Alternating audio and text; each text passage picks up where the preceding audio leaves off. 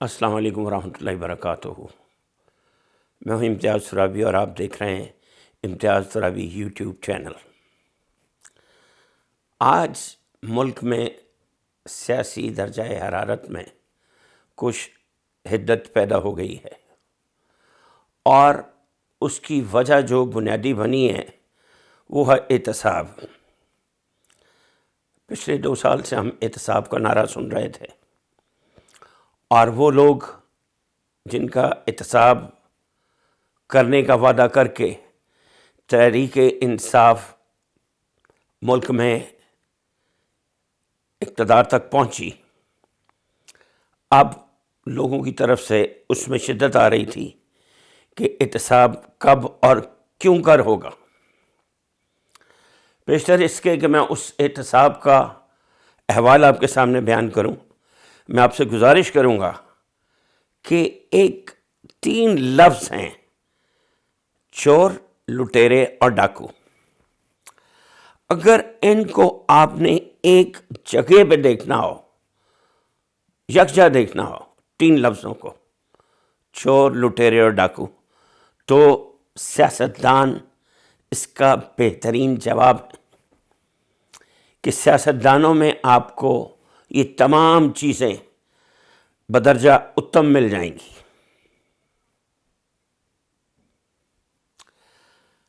زیادہ پرانی بات نہیں ہے، صرف پچھلے 35 سال اگر آپ ریوائنڈ کر کے دیکھ لیں تو آپ کو اسکرین پر چند ایک سیاسی خاندان دکھائی دیں گے، جن میں سے سب سے پہلے شریف خاندان ہے۔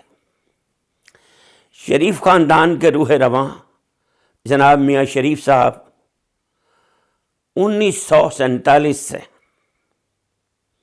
یعنی 1947 میں امرتسر سے ہجرت کر کے لاہور تشریف لائے، اور لاہور کے برانتھرڈ روڈ پہ رام گلی میں رہائش پذیر ہوئے، اور وہیں پہ انہوں نے ایک 10 مرلہ مکان میں اپنی فاؤنڈری، یعنی 10 مرلے کے مکان میں فاؤنڈری، جسے فیکٹری کہہ لیجئے آپ، اور اوپر رہائش رکھ لی، اور اس رہائش میں اپنے بھی بچوں کے علاوہ ان کے ساتھ ان کے 4 عدد بھائیوں کے بیوی بچے بھی تھے۔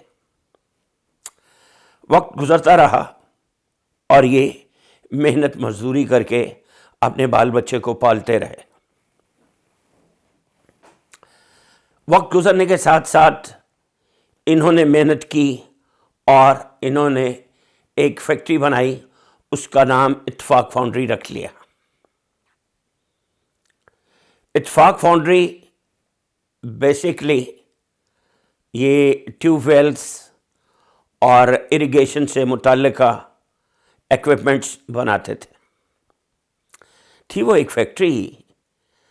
اچھا، اس کے بعد کیا ہوتا ہے کہ 1971 میں بنگلہ دیش بن جاتا ہے، اور جو بھی رفتار تھی، جو بھی پیس تھا انڈسٹریل گروتھ کا، اس کو بریک لگ جاتی ہے۔ اس کے بعد ذوالفقار علی بھٹو صاحب کا دور آ جاتا ہے، اور اس دور میں آ کے تو اتفاق فاؤنڈری جو ہے اس کو نیشنلائز کر لیا جاتا ہے۔ اس کے اوپر کئی ہمارے دوستوں نے پروگرامز کیے اور بڑی ڈیٹیلز آپ تک پہنچ گئی ہوں گی، اور آپ بخوبی واقف ہوں گے۔ اصل جو بات میں نے آپ کے گوش گزار کرنی ہے وہ یہ ہے کہ 1971 کے بعد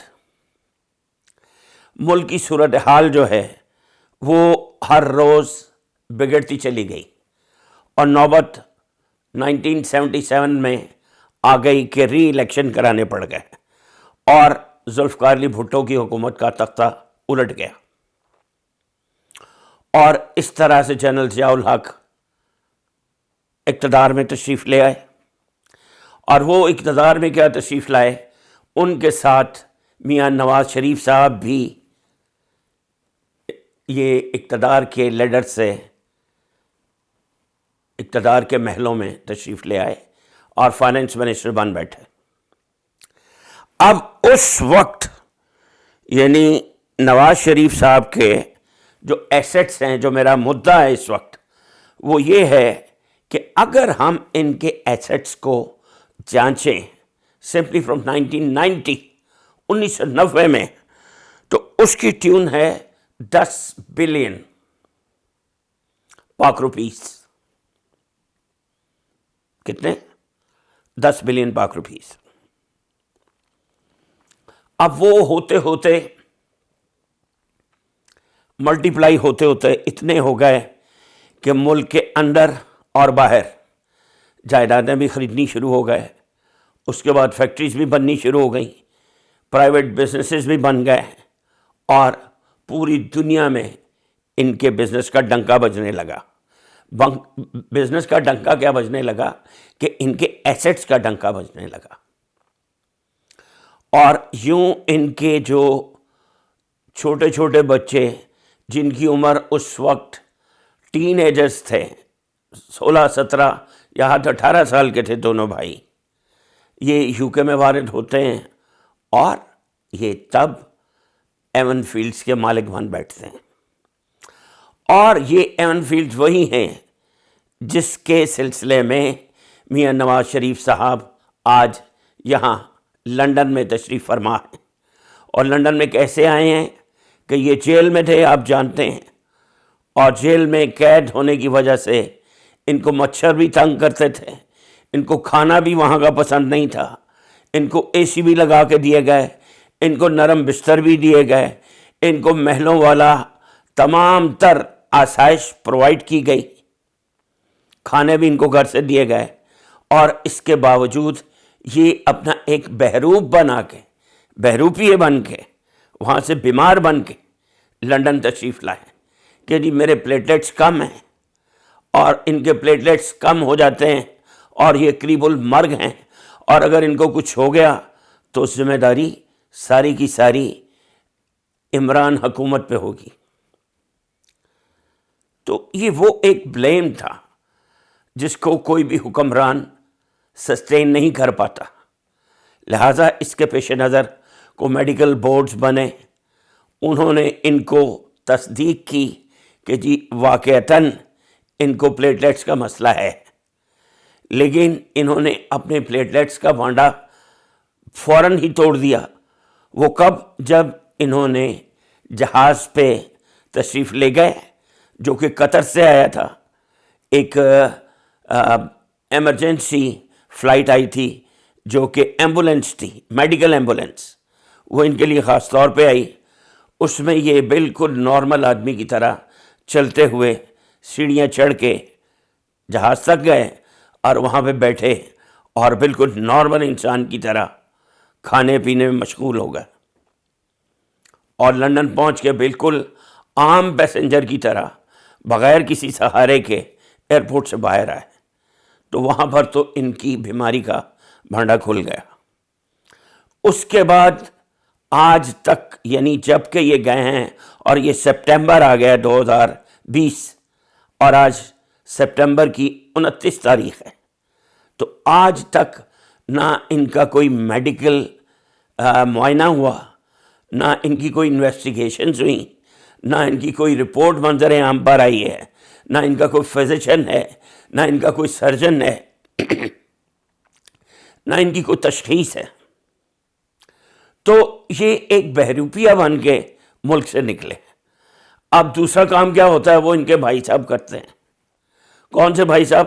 شہباز شریف صاحب. وہ کیا کرتے ہیں؟ وہ کہتے ہیں کہ مجھے آپ جانے دیں، میں انگلینڈ جا کے بھائی سے بھی بات کرتا ہوں اور اپنے بھتیجوں کو بھی قائل کرتا ہوں. کس لیے؟ پلی بارگین کے لیے.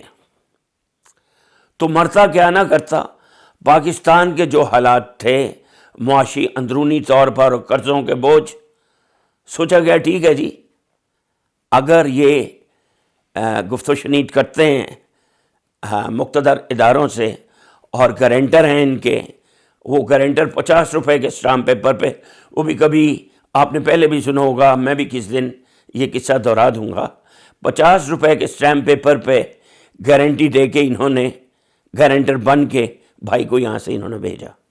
جو کہ وزیر اعظم تھے اپنے وقت کے. تو یہ تو اصل میں ایک monarchy تھی, نیپوٹزم تھا. باتیں جمہوریت کی اور حقیقت ان کی یہ ہے.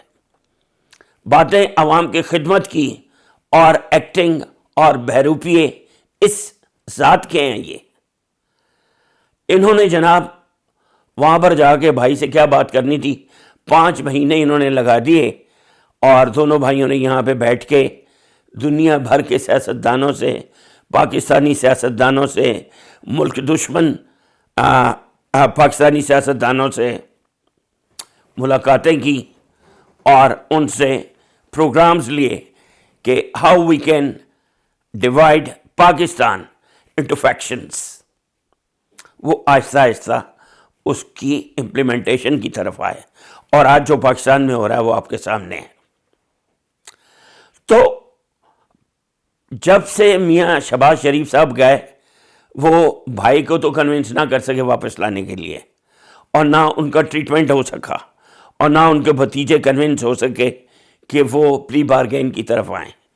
ہوا کیا کہ اسی دوران میں شہباز شریف صاحب جو یہاں پہ 5 مہینے رہ کے گئے تھے واپس گئے پاکستان کووڈ-19 کی وجہ سے, اور وہاں پہ ان پہ کیس کی پروسیڈنگز ہوئیں. تو اس میں ان کو ایکسٹینشن ملتی رہی. جون میں 2 بار ایکسٹینشن ملی, پھر جولائی میں ملی, حتیٰ کہ وہ ایکسٹینشن مل کے سپٹمبر 27 تک آ گئے. جب یہاں تک آ گئے تو ظاہر ہے کہ انٹرم بیل جو ہے وہ کب تک چلتی. فائنلی ان کو گرفتار کر لیا گیا. جب وہ گرفتار ہو گئے تو انہوں نے وہی اپنی داستان سنانی شروع کر دی. میں نے پاکستان کے اتنے ارب بچائے, میں نے یہ کیا, میں نے وہ کیا, میں نے یہ پل بنایا, میں نے وہ پل بنایا. حالانکہ وہ پل کیا بنے تھے, وہ تو انہوں نے اپنے ایسٹس بنائے تھے. اس پہ نیڈلیس ٹو ٹاک کہ کیسے انہوں نے بنائے, سب دنیا کو معلوم ہے. لو جی, یہ جب سب کچھ ہو چکا تو انہوں نے کیا کیا کہ انہوں نے علم بغاوت بلند کر دیا.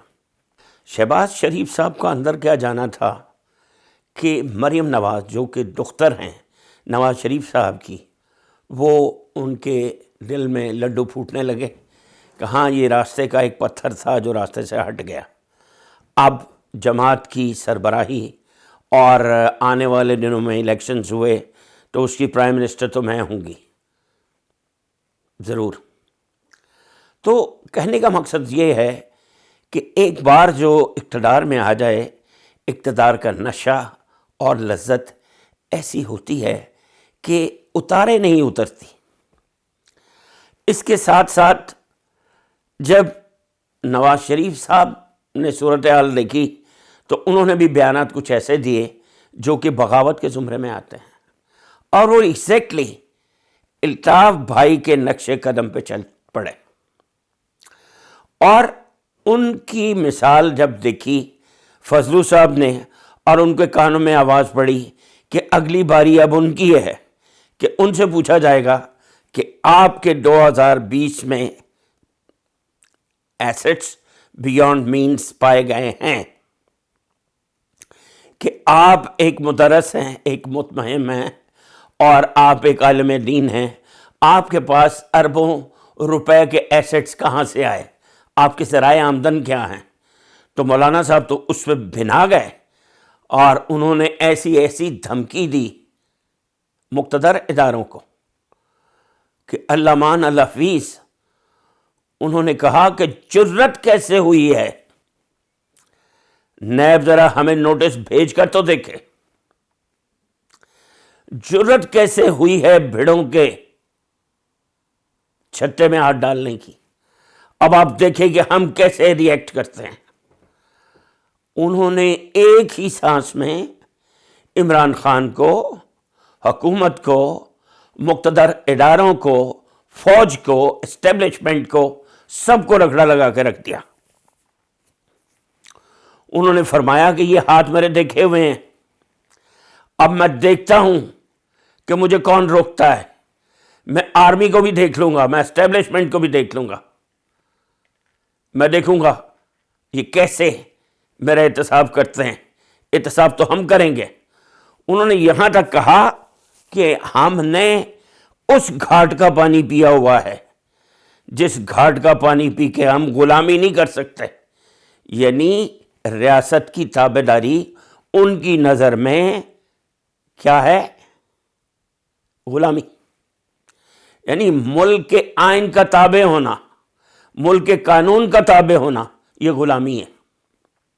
تو انہوں نے کہہ دیا. اب جو اصل بات جس کے اوپر میں آپ کو لانا چاہتا ہوں کہ یہ دو فیملیز کی ابھی گفتگو ہوئی ہے، ابھی میں تیسری فیملی کی بھی گفتگو کروں گا، اور وہ کسی اور کی نہیں، ایک بہت بڑی سیاسی جماعت ہے پاکستان کی جس کا نام ہے پیپلز پارٹی. یعنی پیپلز پارٹی تو دفن ہو گئی اسی دن جس دن مرحوم ذوالفقار علی بھٹو اس دنیا سے تشریف لے گئے. ان کے ساتھ ہی پیپلز پارٹی دفن ہو گئی تھی. اور جب بے نظیر صاحبہ کی شادی ان زرداری صاحب کے ساتھ ہو گئی، اسی دن سے زرداری صاحب نے ملک کا انتظام و انصرام سنبھالنے کا عہد کیا تھا، بلکہ شادی ہی اسی لیے کی تھی. بہرحال ان کی یہ سوچ، ان کا یہ خواب پورا ہو گیا، بہت جلد ہوا، اور وہ ملک کے صدر بن گئے. ملک کے صدر بنے تو جو بندہ پہلے ایک فلم ایگزیبیٹر تھا کراچی کے ایک سینما میں، ایک معمولی سا سینما تھا، اس کے مالک ہوں گے حاکم صاحب، ان کے والد حاکم علی زرداری صاحب. تو وہاں سے ان کے ایسٹس جو ہیں ان کی ٹیون بھی میں آپ کو عرض کیے دیتا ہوں کہ ان کے بزنس اور سارا کچھ ملا کے اس کی ٹیون ہے 1.8 بلین آج. تو ایک بندہ جو پہلے سینما میں ٹکٹس بلیک کرتا تھا، اور شادی اس نے اس لیے کی کہ بے نظیر جیسی خاتون سے شادی ہو جائے جو وزیر اعظم بن گئی. پھر وہ وزیر اعظم کے ساتھ وزیر اعظم ہاؤس میں رہنے لگے. پھر ان کا نام منسٹر 10% ہو گیا، یعنی مسٹر 10%. ہر کام جو ہونا ہے اس میں 10% زرداری صاحب کا ہوتا تھا. اور یہ بات پوری دنیا کے میڈیا میں مشہور ہو گئی. اس کے بعد تمام کام جو ہیں نیکسٹ ان کے ٹینیور میں وہ ان کے ہاتھ میں آ گئے، چاہے وہ پرائم منسٹر کے بعد پریزیڈنٹ بن گئے. پرائم منسٹر تو ان کی بیگم تھی، خود وہ اپنے اگلے ٹینیور میں پاکستان کے پریزیڈنٹ بن گئے. جب وہ بنے تو انہوں نے 18ویں ترمیم پاس کروا لی. جب وہ 18ویں ترمیم ہو گئی تو اس میں تمام تر اختیارات صوبوں کے پیپلز پارٹی کے پاس آ گئے، اور انہوں نے جو پیپلز پارٹی کے ساتھ کیا، جو فنڈز کے ساتھ کیا، جو عوام کے ساتھ کیا، وہ آپ سب کے سامنے ہے. آج جو میں نے بات کی تھی شروع میں اپنے ابتدائیہ میں انٹروڈکشن میں کہ اگر کسی نے چور ڈاکو لٹیرے کو ایک جگہ پہ دیکھنا ہو تو وہ آج کا سیاستدان دیکھ لے. اب آپ مجھے بتائیے کہ یہ تینوں لفظ اگر ایک جگہ پہ دیکھنے چاہیں آپ تو زرداری صاحب کو دیکھ کے آپ کیا کہیں گے؟ نواز شریف صاحب کو دیکھ کے کیا کہیں گے؟ شہباز شریف صاحب کو دیکھ کے کیا کہیں گے؟ تو بس یہاں تک بات نہیں ختم ہوتی. اب آپ مجھے بتائیے کہ جناب مولانا فضل الرحمان صاحب جو کچھ کہہ رہے ہیں، جو کچھ فرما رہے ہیں، ان کے حساب کی بات آئی ہے تو وہ کہتے ہیں کہ میں 10,000 بندر لے کے نیب آفس میں جاؤں گا اور دیکھوں گا میرا حساب کون مانگتا ہے. پھر وہ کہتے ہیں کہ ہم اپنے فوجی لے کے، یعنی باوردی اپنے حمایتی لے کے کور کمانڈر پشاور کے آفس کے سامنے جائیں گے اور مظاہرہ کریں گے. کس لیے؟ کہ ہم سے کیوں پوچھتے ہو کہ ہمارے ذرائع کیا ہیں ان ایسٹس کے. تو سوال یہ پیدا ہوتا ہے کہ اس ملک میں یہ قانون ہے کہ جب کوئی قاتل پکڑا جائے تو وہ کہے کہ فلاں قاتل کو پہلے پکڑو پھر میرا فیصلہ ہوگا، فلاں قاتل کو پکڑو پھر میرا فیصلہ ہوگا. آج جب زرداری سے بات ہوتی ہے تو وہ کہتا ہے کہ ترین کو پہلے پکڑو، پھر وہ کہتا ہے اس کو نواز شریف کو پکڑو، کیونکہ وہ نواز شریف کے کیس فائل کرنے والے بھی زرداری صاحب ہیں. تو جب ان سے کہا جاتا ہے کہ یہ حساب دیجئے تو وہ کہتے ہیں پہلے اس سے تو حساب لے لو، پہلے اس سے تو لے لو. اگر یہی حال رہنا ہے تو پھر یہ ہے کہ غریب کو، پاکستانی کو پاکستان میں نہ جینے کا حق ہے نہ رہنے کا حق ہے. پھر تو بس یہ ہے کہ انہی کی فیملیز، انہی کے خاندان، انہی کے نوکر، انہی کے چاکر یہی پاکستان کے مالک ہیں. آپ، میں اور دوسرے لوگ، ان کا پاکستان سے کوئی تعلق نہیں ہے. تو میں بس صرف آپ سے یہ کہوں گا کہ ایک بار اگر مقتدر ادارے فضلو کو نشان عبرت بنا دیں کہ اس نے یہ بات کیسے کی کہ ہم پاکستانی فوج کو، پاکستانی اسٹیبلشمنٹ کو افغانستان بنا دیں گے. کیسے جرت ہوئی اس کی یہ بات کہنے کی؟ اگر یہاں پہ اس موقع پہ اسٹیبلشمنٹ گھٹنے ٹیک دیتی ہے، نیب گھٹنے ٹیک دیتی ہے، تو تا قیامت آپ بھول جائیں کہ پاکستان میں کوئی قانون، کوئی آئین ایگزسٹ کرے گا، اور کوئی چور، ڈاکو، سیاستدان ملک کو لوٹنے سے باز آئے گا. یہ تب تک لوٹ مار ہوتی رہے گی جب تک کہ ایک، کم از کم ایک سیاستدان کو آپ نشان عبرت نہیں بناتے. In the end I would request you کہ اگر آپ میرے اس کنکلوژن سے متفق ہیں تو ہمارے چینل کو سبسکرائب کیجئے اور اس پروگرام کو لائک کیجئے اور اپنے دوستوں میں شیئر کیجئے. کل تک کے لیے مجھے اجازت دیجیے. انشاءاللہ آپ سے ملاقات ہوگی کل. تب تک کے لیے اجازت. خدا حافظ و ناصر. السلام علیکم ورحمۃ اللہ وبرکاتہ.